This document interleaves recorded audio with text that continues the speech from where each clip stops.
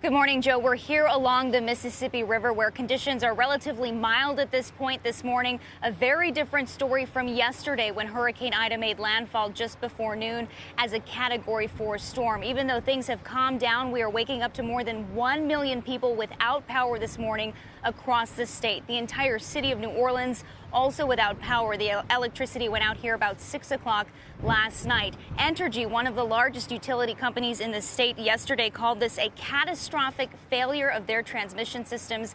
They account for about 800,000 outages at this point. Here in the city of New Orleans, they're also having some issues this morning with their 911 system, calling it some technical difficulties there, working to restore that service. Yesterday, President Biden issued a disaster declaration from FEMA headquarters late yesterday afternoon. And last night, the first death attributed to Hurricane Ida was reported in the Ascension Parish. The sheriff's office there saying someone was killed by a falling tree.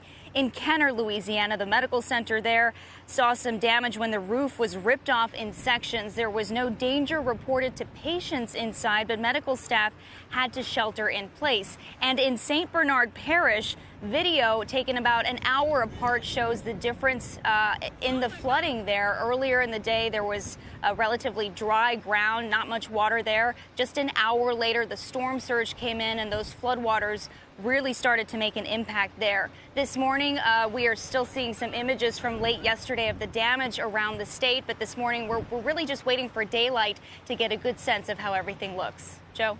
But I think we know, Valerie, that the levees basically are intact, and there's about $15 billion of improvements or reinforcements after Katrina that people said hopefully they will hold.